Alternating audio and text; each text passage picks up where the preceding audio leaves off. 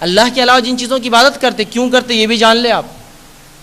ان کا یہ عقیدہ بھی اللہ رب العزت نے سورہ زمر آیت نمبر 3 میں بیان کر دیا کہ اللہ کے علاوہ دوسروں کی کیوں عبادت کرتے, اور ان کے شرک سے ہمارے شرک کا بھی انشاءاللہ موازنہ کریں گے. پھر کیا ان کا شرک تھا اور کیا ہمارا شرک.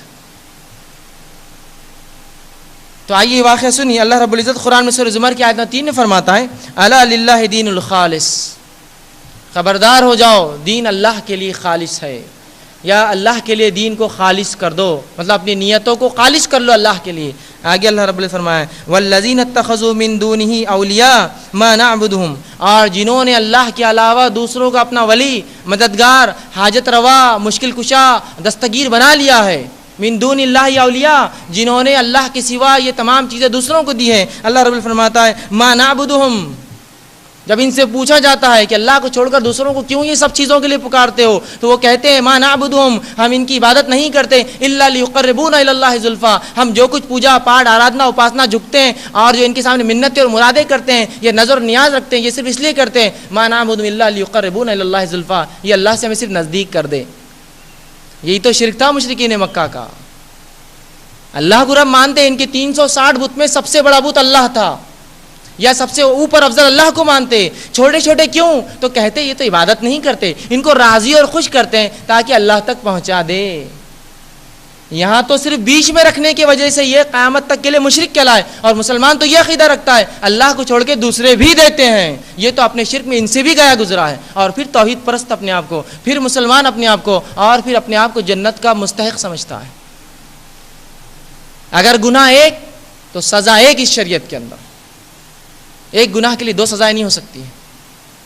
تو گناہ ان کا وہ تھا کہ بیچ میں بنا لیے تھے اولیاء, یہ سوچتے تھے کہ ان کے ذریعے اللہ تک ہم پہنچ سکتے ہیں, اور کہتے بھی تھے ما نعبدہم, عبادت نہیں کرتے ان کے الا لیقربونا الی اللہ زلفا, یہ جو کچھ ہم کر رہے ہیں صرف اللہ سے نزدیکی کے لیے ہو رہا ہے.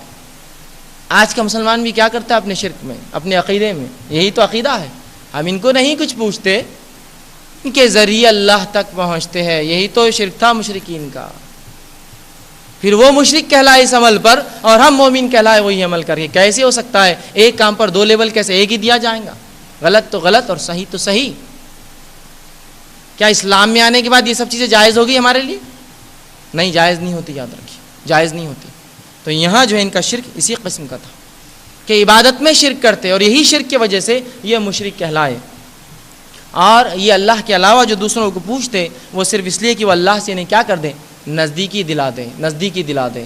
آج مسلمان سے بھی کہا جاتا ہے کہ اولاد ہے تو کس اللہ سے مانگو, تو کہتے ہیں اللہ سے ہی مانگتے ہیں, لیکن کسی کے ذریعے سے, تو اللہ سیدھے نہیں سنتا. سبحان اللہ, اگر رب سیدھے نہیں سنتا تو پھر کون سیدھے سنتا ہے؟ جس رب کے تعلق سے تم خود کہتے ہو کہ میرے دل کے خیالات وہ جانتا ہے, برے خیال پر اس سے توبہ کرتے ہو, تو وہ رب جب دل کے خیالات جانتا ہے تو کیا تیری دعائیں سیدھے نہیں سنتا؟ جو خیالات کو جانتا ہے تیرے, کیا چاہیے تجھے اس کو معلوم ہے تجھ سے پہلے. یہی تو شرک تھا ان کا. وہ کہتے نہیں اللہ سیدھے نہیں سنتا, بیچ میں مرحلے چاہیے, ذریعے چاہیے. اسی شرک کی وجہ سے قیامت تک مشرک کہلائے. بہرحال میرا موضوع نہیں ہے.